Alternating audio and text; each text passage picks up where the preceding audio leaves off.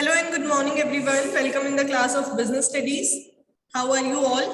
I hope सब बढ़िया होंगे, सब पढ़ाई कर रहे होंगे और सबने स्कूल वापस आने की तैयारी कर ली होगी, right? So students, in our previous class we have started the topic working capital requirement and we have covered the topics such as net working capital, gross working capital, and then we have discussed the 8 factors affecting the working capital requirement of any business organization. Today we have to cover the remaining 4 factors. Before that, let me recall the factors affecting working capital requirement for all of you. Number 1 was length of operating cycle. जितनी बड़ी operating cycle है आपको उतनी ज्यादा working capital की requirement है, और अगर वर्किंग साइकिल बहुत स्मॉल है तो आपको कम वर्किंग कैपिटल के साथ भी मैनेजमेंट हो जाएगा. Number 2, nature of business. If you are engaged in manufacturing business तो आपको ज्यादा वर्किंग कैपिटल चाहिए क्योंकि आपको खुद कुछ गुड्स बनाने होंगे, राइट? और अगर आप ट्रेडिंग बिजनेस कर रहे हो तो कंपैरेटिवली कम. और ट्रेडिंग में भी 2 अलग अलग बिजनेसेस हमने पढ़े थे, होलसेल एंड रिटेल. अगर आप होलसेल बिजनेस कर रहे हो तो आपको ज्यादा वर्किंग कैपिटल की रिक्वायरमेंट पड़ेगी, और अगर आप रिटेल बिजनेस कर रहे हो तो कम वर्किंग कैपिटल के साथ भी आपका काम मैनेज हो जाएगा. फिर इसके बाद में हमने पढ़ा है third point, scale of operation. If you are operating on a large scale you need more working capital, but वहीं अगर हम स्मॉल स्केल पे ऑपरेट कर रहे हैं तो कम वर्किंग कैपिटल के साथ भी मैनेज हो जाएगा. बिजनेस साइकिल फ्लक्चुएशन में हमने पढ़ा when we are talking about boom period we need more working capital because during boom period there is more demand and we need to produce more goods, right? On the other hand, during recession period we can manage with less working capital also. Then after we have discussed the seasonal factor. If you are doing some seasonal business, then during season you need more working capital, while during off season you can manage with less working capital also. आगे देखिए, technology and production cycle. If we are dealing in if we are producing the goods by using labor intensive technique, then we can manage with low working capital. On the other hand, if we need उल्टा बोल दिया है मैंने, if we are using capital intensive technique, then we can manage with low working capital. On the other hand, if we are using labor intensive technology, we need more of working capital, because in that case we need to pay wages to our employees, right? Then credit allowed, the duration for which we are allowing credit to our customers. So if we are following a liberal credit policy, we need to maintain a large stock of working capital, क्योंकि हमें पैसा चाहिए होगा. जब तक हमारे customer हमें पे नहीं करते तब तक हमें पैसा चाहिए होगा. एंड अगर हम स्ट्रिक्ट क्रेडिट पॉलिसी फॉलो करते हैं तो कम वर्किंग कैपिटल के साथ भी काम हो जाएगा. नेक्स्ट पॉइंट आपका है क्रेडिट अवेल. आपको आपके सप्लायर से कितना क्रेडिट मिलता है. अगर इजी क्रेडिट मिल जाता है तो लो वर्किंग कैपिटल से मैनेज हो जाएगा, और नहीं मिलता है तो हाई वर्किंग कैपिटल. और ऑपरेटिंग एफिशिएंसी हमने कवर कर लिया था कि अगर वेस्टेज कम करते हैं आपके एम्प्लॉइज तो वो लो वर्किंग कैपिटल, और अगर वेस्टेज ज्यादा कर रहे हैं तो हाई वर्किंग कैपिटल. अब हमें पढ़ने हैं next 4 points. Number 9 is availability of raw material. अगर आपको रॉ मटेरियल बहुत इजीली अवेलेबल है, रॉ मटेरियल की सप्लाई एकदम अनइंटरप्टेड प्रॉपर है, तो उस कंडीशन में आप कम वर्किंग कैपिटल के साथ भी मैनेज कर सकते हैं, because you need not to maintain any stocks of raw material, right? आपको जब भी जरूरत होगी आप रॉ मटेरियल जाके परचेज करके ले आएंगे, आपको स्टॉक में रखने की जरूरत ही नहीं है. लेकिन अगर आपको लगता है कि रॉ मटेरियल इजीली अवेलेबल नहीं है, ऐसे में आपको लार्ज वर्किंग कैपिटल रखनी पड़ेगी. क्यों? क्योंकि आपको स्टॉक परचेज करके रखना पड़ेगा, आपके यहाँ पे रॉ मटेरियल नहीं मिलेगा आसानी से. तो अगर स्टॉक की अवेलेबिलिटी बहुत इजीली है रॉ मटेरियल्स की, तो आप कम वर्किंग कैपिटल में मैनेज कर लोगे. Otherwise you need to maintain more working capital. Level of competition. अगर कॉम्पिटिशन बहुत ज्यादा है उस कंडीशन में आपको ऐसी पॉलिसीज रखनी पड़ेगी कि कस्टमर आपके पास ज्यादा आए, जैसे कि लिबरल क्रेडिट पॉलिसी हो गई, जैसे कि हाई इन्वेंट्रीज हो गया.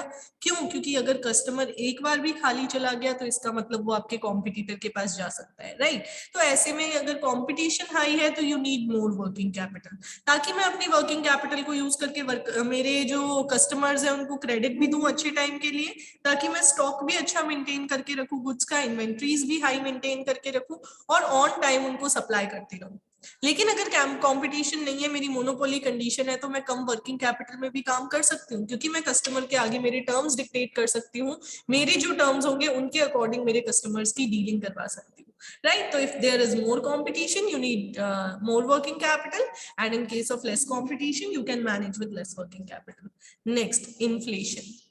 अगर मार्केट में इन्फ्लेशन है तो आपको ज्यादा वर्किंग कैपिटल चाहिए होगी। अंडरस्टूड सी बात है। इन्फ्लेशन है तो रॉ मटेरियल कॉस्टली मिलेगा, वर्कर्स को वेजेस ज्यादा देने पड़ेंगे, प्रोडक्शन कॉस्ट इंक्रीज हो जाएगी। तो during inflation there will be more requirement of working capital.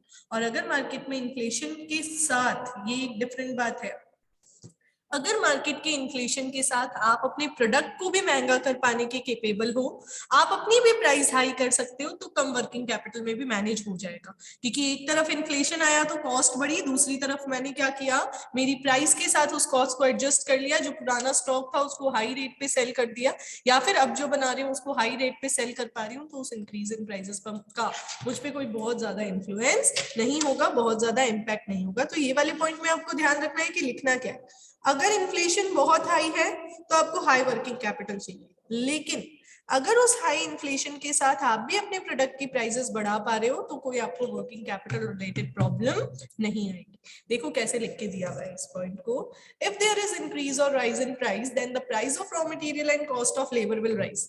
It will result in increase in working capital requirement. But if the company is able to increase the price of its own goods as well, then there will be less problem of working capital. आप price भी बढ़ा पा रहे हो तो working capital की वैसे कोई दिक्कत नहीं आएगी। The effect of rise in price on working capital will be different for different businessmen. Inflation का इम्पैक्ट अलग अलग बिजनेसमैन पे अलग अलग होगा, तो उसको आपको उस अकॉर्डिंग ही स्टडी करना है। ठीक है, यहाँ तक सबको समझ में आ गया है? जल्दी से बता दीजिए, थम्स अप देखिए। बस एक पॉइंट बचा है और वर्किंग कैपिटल वाला टॉपिक आपका कंप्लीट हो जाएगा। देखिए जरा ध्यान से। चलिए गुड।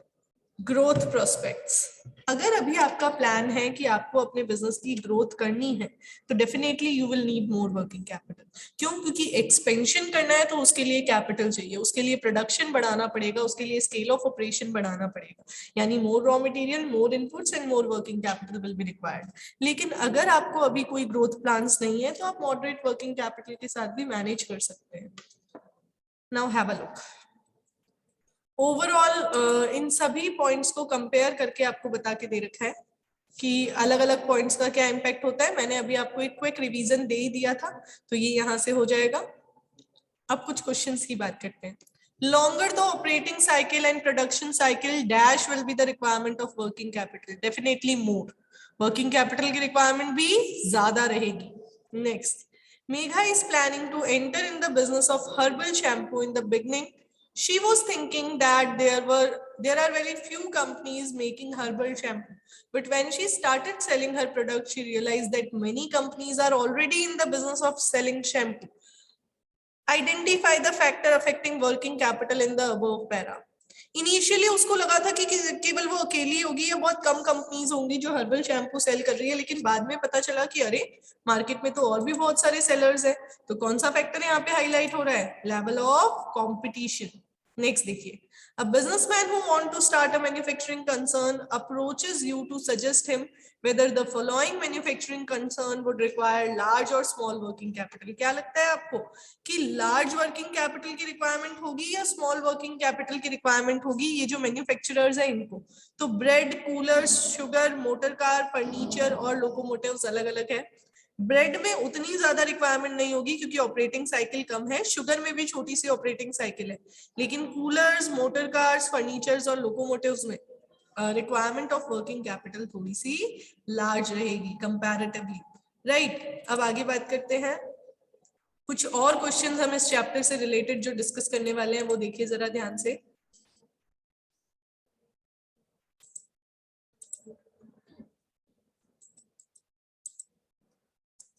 कुछ केस स्टडीज जो इस चैप्टर से रिलेटेड है, जो आपको हेल्प करेगी एग्जामिनेशन में।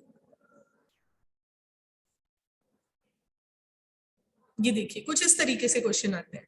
हॉट्स वाले क्वेश्चंस डिस्कस करवा रही हूं मैं, बाकी के क्वेश्चंस आप खुद करेंगे। नंबर 1 देखिए, Tata International Limited earned a net profit of ₹50 crores. Ankit, the finance manager of Tata International Limited, want to decide how to appropriate these profits.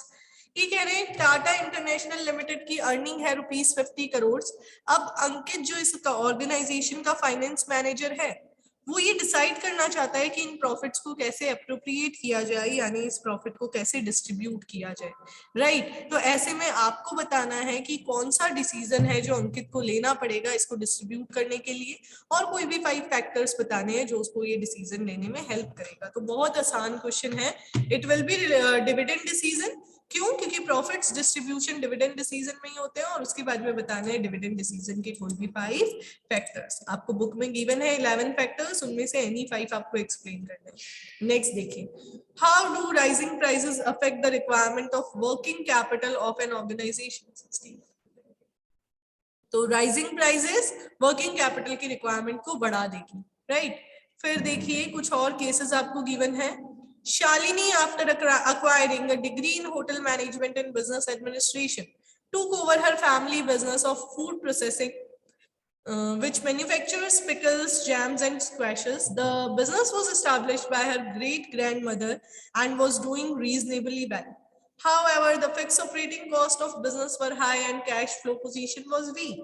She wanted to undertake modernization of existing business to introduce the latest manufacturing processes and diversify into the market of chocolates and candies. She was very enthusiastic and approached a finance consultant who told her that approximately 50 lakh would be required for undertaking the modernization and expansion program. He also informed her that the stock market was going through a bullish phase. Keeping the above consideration in mind, name the source of finance Shalini should not choose for financing the modernization and expansion of her food processing business. Give reason in support of your answer. आपको बताना है कौन सा source Shalini को नहीं चुनना चाहिए, financing decision से रिलेटेड है।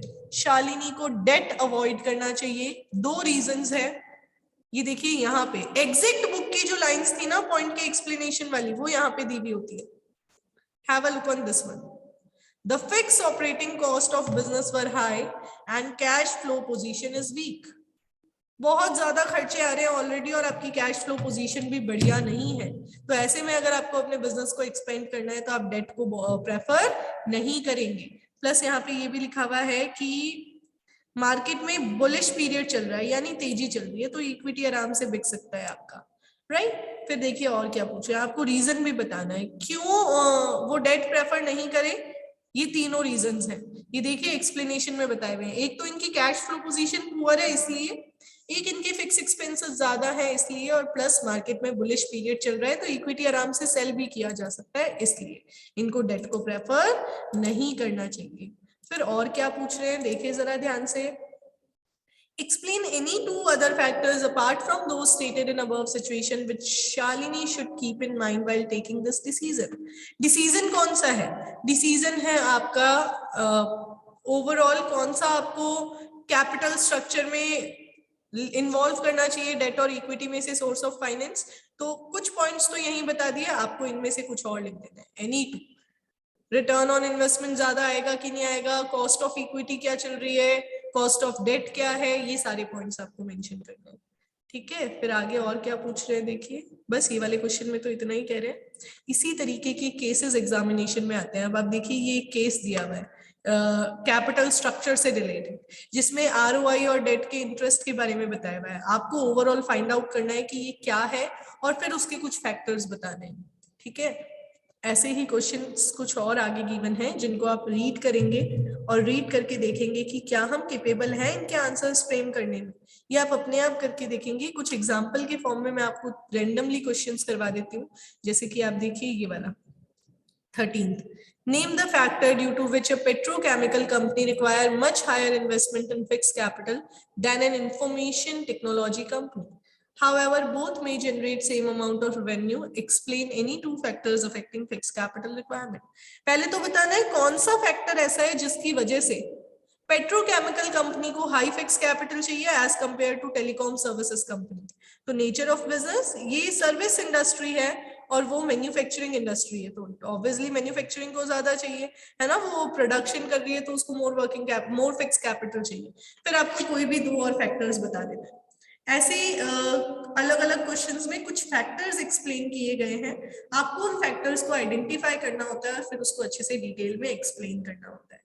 तो चैप्टर 9 हमने वाइंड अप कर लिया है, आज हम इतना ही करेंगे। आपको इनके सारे क्वेश्चंस जो है वो रीड करके रखने हैं, ठीक है, एक बार हम अभी हमारे जो एग्जाम्स हैं उसके लिए प्रिपरेशन जब करेंगे तो आपको बता दिया जाएगा कि कैसे कैसे आपको केसेस रेडी करने होते हैं। ठीक है, चलिए इसके बाद में हम अपनी कल की क्लास में स्टार्ट कर देंगे चैप्टर नंबर 10 मंडे की क्लास में। That will be the last chapter of your book. Chapter number 10 हमारा है फाइनेंशियल मार्केट्स। टर्म 2 सिलेबस का लास्ट चैप्टर है। आपकी बुक में हमने सारे बाकी के चैप्टर्स कर लिए टर्म 2 के। Staffing, directing, controlling, financial management, consumer protection, ये 5 चैप्टर्स हमने ऑलरेडी कवर कर लिए। अब बस एक ही चैप्टर बचता है, चैप्टर नंबर 10, तो वो भी हम नेक्स्ट वीक में करके अपने सिलेबस को वाइंड अप कर देंगे। Okay everyone, till that enjoy yourself and prepare this part.